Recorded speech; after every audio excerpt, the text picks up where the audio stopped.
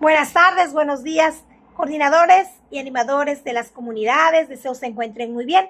Estamos ya en este tercer tema del mes ignaciano, este mes donde hemos visto el primer tema, algo de la vida de Pedro Fabro, el segundo tema, la vida de Francisco Javier, y este tercer tema veremos algo sobre la vida de Ignacio de Loyola, fundador de la Compañía de Jesús, junto con estos grandes compañeros y amigos en el Señor. Deseo que con tiempo preparen su tema, lean un poquito más sobre la vida de Ignacio. Tengo un material didáctico muy bueno, que es el libro del peregrino, que lo vimos en Cardoner. Pues para prepararnos nuestro tema, preparamos todo nuestro material. El material que necesitaremos, la ambientación, pondremos la Biblia, una vela, el lema que hemos utilizado, amigos en el Señor, y la imagen de Ignacio de Loyola. Podemos colocar también la imagen de los otros compañeros. Hacemos la invocación al Espíritu Santo en el nombre del Padre, del Hijo y del Espíritu Santo, y seguimos pidiendo esa gracia. Señor Jesús, concédeme la gracia de conocer, comprender e imitar la vida de los primeros compañeros de Jesús, que sus vidas me inspiren a conocerte más íntimamente. Hacemos una introducción de la vida de Ignacio de Loyola.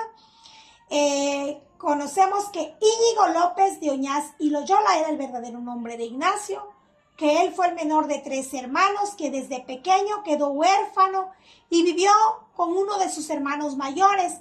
La admiración por sus hermanos, que participaban en guerras como soldados, daban honor a la familia Loyola, y en Ignacio provocaba deseos de conquistar el mundo.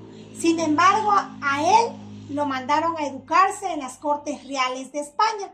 Como ya sabemos, ¿verdad? Esto no está escrito en el tema, pero ya lo conocemos nosotros. Ignacio, defendiendo a su reina, a su rey, tiene en una lucha contra los franceses, recibe y es herido de una bala de cañón en sus piernas. Junto con su cuerpo lastimado, también cayó todos sus sueños de ser un caballero y realizar grandes conquistas. Durante su recuperación se encontró con un Dios presente en sus pensamientos y sentimientos, un Dios cercano que lo invitaba a realizar grandes hazañas pensando en un bien mayor. Como sabemos, Ignacio en su convalecencia pidió leer, ¿verdad?, libros de caballeros, pero solo su cuñada tenía libros de los santos, libro de Jesús, y fue ahí donde fue encontrando la voluntad de Dios.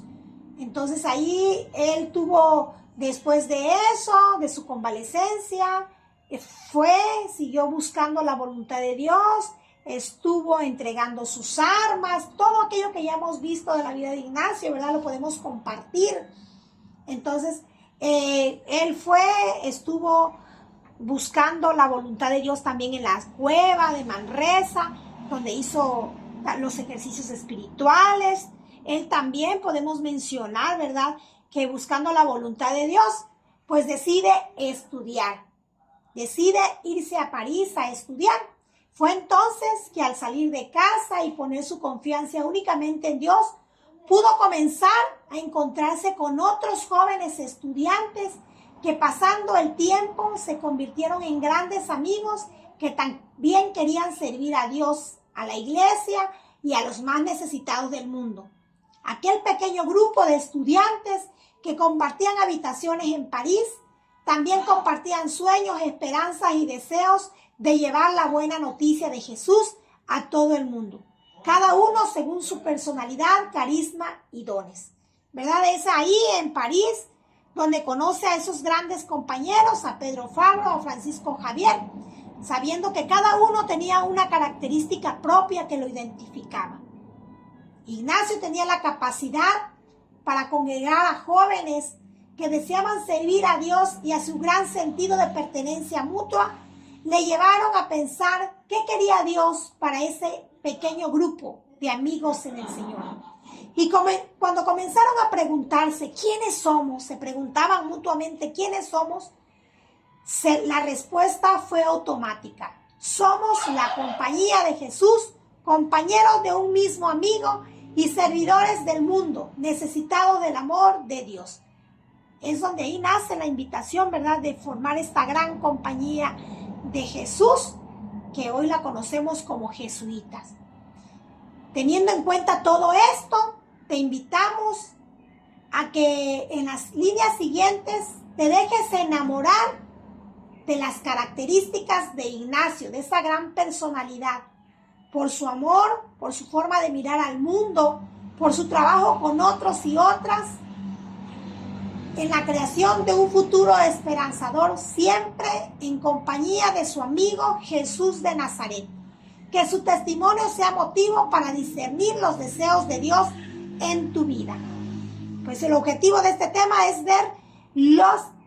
contemplar y ver las características que tenía Ignacio, ¿verdad? Vamos a contemplar las características de Ignacio de Loyola. Una de las características y cualidades, grandes cualidades que tenía Ignacio de Loyola, la principal era un hombre arraigado, sabía de dónde venía, sabía que te pertenecía a Azpeitia, en España, que venía de la familia Loyola. Él sabía de dónde pertenecía, tenía un gran valor. Entonces, teniendo en cuenta esta gran característica, nos vamos a hacer una pregunta nosotros.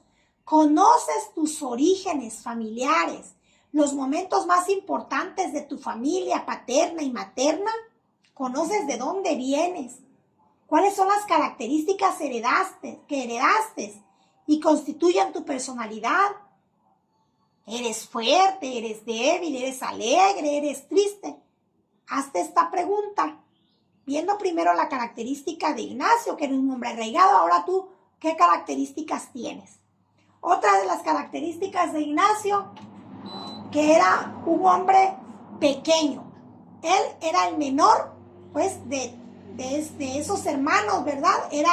Nosotros lo conocemos como el Shusho, el más pequeño, pero él fue huérfano. Desde pequeño, pues ya no le tocó la herencia, porque era el más pequeño, ya sus hermanos, su papá ya le había repartido la herencia. Pero dependía totalmente de su familia, de sus hermanos, lo que los hermanos le quisieran dar. También, pues como tuvo esa herida, fue un hombre frágil, un hombre pequeño, necesitado de los demás para sanarse. Después, al reconocer sus heridas espirituales, reconoce la necesidad de tener a ese Dios que le habla interiormente. Después de ver esta característica, nos hacemos esta pregunta. ¿Cómo te relacionas tú con tu familia? ¿Eres consciente de las heridas que tienes en infancia? ¿Has experimentado la reconciliación con esos momentos dolorosos? Reconocer que desde pequeño traemos heridas, reconocer que quizás como familia no funcionamos, o te haces esa pregunta, ¿verdad?